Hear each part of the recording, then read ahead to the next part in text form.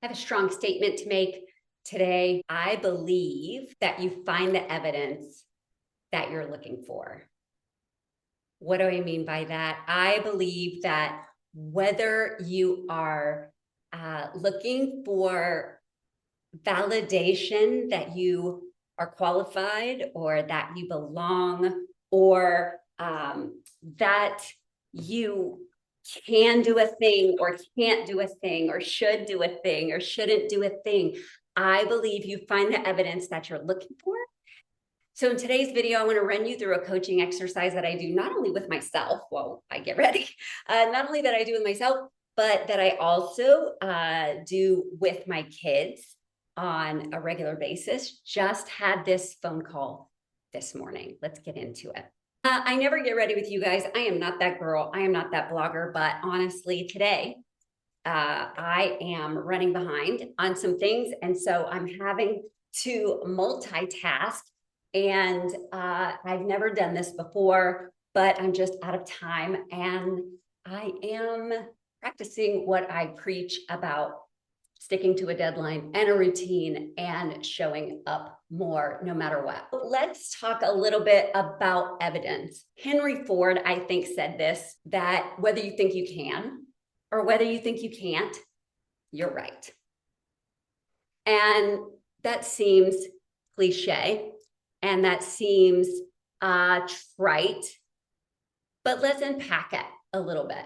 Also, you're just going to be wowed by my crazy makeup skills, honestly. Just kidding. I am the most, not maybe the most low maintenance, but I'm pretty low maintenance. If you are looking for, somebody gave me this advice as a newlywed years ago. If you're looking for evidence that your husband's heart is elsewhere, you're going to find it. That may not be another human. It may not be anything illicit or, undue, but it may be golf. It may be video gaming. It may be anything else. But if you're looking for evidence to prove that he is not paying attention to you, let's talk about that. If you're looking for evidence and reasons, and we do this especially when we're upset, right? Or when something's not going our way. If we're looking for evidence that his heart is elsewhere, let's just say golf. We're saying, well, look at how many hours a week you spend away from me. Well, look at the money you spend on that instead of on me. Well, look at how much time you spend on golf YouTube videos. Well, look at. Great. But to be fair, what if you looked at evidence that you were his priority? What if you looked at evidence of the times he did choose you, or the chores he did before he went to the golf course, or the times he invited you, or the times he made you the priority, cleaned up the mess you don't want to clean up, moved the messy, nasty recycling bins, the trash bins. You're going to find the evidence that you're looking for. And this is just human nature. It's how we are. If you're looking for reasons why you're not enough to do better in business, or you're not enough to be included with that group of humans, or you're not enough to fill in the blank here, you're going to find it. You're going to remember in junior high when you were left out. You're going to remember when so-and-so hurt your feelings, or when that social post showed up and you weren't included in that party or whatever. But what if you looked for evidence that you had been included? What if you remembered a get-together you had with a good friend? Or what if you remembered a fun social post somebody had tagged you in? Or what if at that point you remembered a good friend from another time? What if you looked for evidence to the contrary? Exact quote from a conversation this morning. I said, if you doubt that you've accomplished anything, if you wonder if you're talented and able and capable, please pull up your resume right now and let's look at that together. Because I can point out 5 to 7 things that someone else wishes they could do in their life that you've already accomplished at your age, which is incredible. And so let's look at that evidence.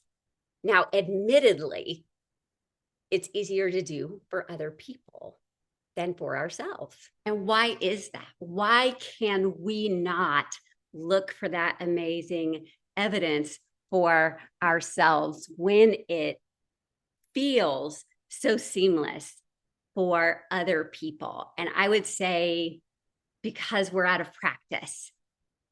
When you are watching a business video or learning a business tactic, your brain immediately says, well, I don't have the camera she has, or I don't have the platform he has, or I need that mascara, or this wouldn't work for me because, or this works for her because. You are looking for evidence to back up why you shouldn't, couldn't, or won't do the thing. What if you flip that totally on its head and you looked for evidence that you'd done hard things before, or you looked at evidence that that you've learned things that you wish you learned, or that you had mastery in other areas that would transfer? What if you purposely chose to seek affirming evidence in your relationships, in your own self-confidence and worth? What if you did that? What if you sought that kind of evidence about other people? What if you said, I'm not going to assume that about them. I'm going to look for evidence that they're a good person. I'm going to look for evidence that they've done good things. I'm going to look for evidence that this isn't defining of them. What if we chose the evidence that we looked for? What would that change? How would that help us do more? I know we've all heard the little book from when we were kids, The Little Engine That Could. What if the train had said instead, I'm not gonna, I can't because I failed before? It would be very, very different. I think we've forgotten that I think I can. Let's look for evidence. If we're going to be detectives, if we're going to look for reasons, if we're going to shore ourselves up, maybe we should do it in positive ways. We need to be cautious about immediately validating feelings. Don't believe everything you think, right?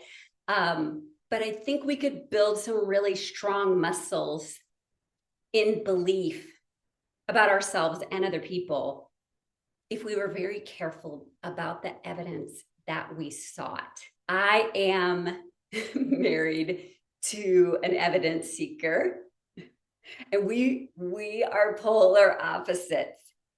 You may have heard me mention him before. We've been married 32 years. He tends to be Eeyore, if you're familiar with Winnie the Pooh, and I tend to be Tigger. I tend to look at all the reasons why something will work, should work, can work. And he's very much like, oh, I hope it doesn't rain us out today.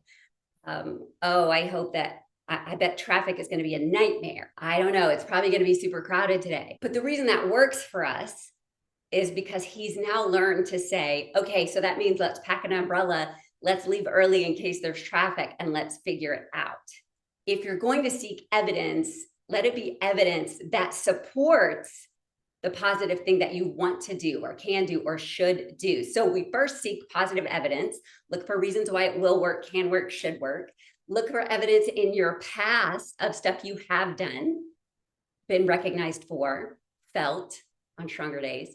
And then maybe you look at the evidence for what the obstacles might be. Do you hear the difference? Not reasons why it won't work, but reasons why there will be obstacles. We have to stop thinking that obstacles are a sign that we shouldn't do. Obstacles are a reason we should stop. We know there are going to be obstacles. Obstacles are part of life. So after you look for the evidence that you can, the evidence that you have in the past, and why you can do it again in a different area, then let's look at the evidence of what the obstacles might be and how we can now use that affirmed skill set to do the thing. Does that make sense? Is that helpful at all? I think it's helping me. I want to ask myself, what evidence am I seeking? Am I seeking the evidence that I shouldn't, I can't, and am I doing that to make myself feel better for not trying? Am I using that as what Jon Acuff, author Jon Acuff, calls that a noble obstacle? Am I using that as a noble obstacle so that I don't have to do it, so that I can stay comfortable and I can blame those other reasons and that other evidence? Or am I going to say, what's some good evidence? What can I point to that's positive? And then build on that. I don't know. Food for thought. What does that bring up for you in the comments? What are some ways you find yourself slipping into patterns of finding evidence when your house is a mess, and then you look for evidence why nobody ever helps you keep things clean, and you're so irritated and you're so righteous about all the things that stack up to prove you right? What are some other areas that you look for evidence in? This launch didn't work before. This idea didn't work before. They talked me down on my price before. What is that evidence that you've found before? And how can you flip that around? What are some areas that you need to start looking for a different kind of evidence in? I'd love to hear it below. I'd love to hear what bubbled up for you, or an area that I didn't mention, an example that I didn't mention that we could apply this to. I would love to hear it. Would love for you to watch the next video that pops up and subscribe to the channel while you're here.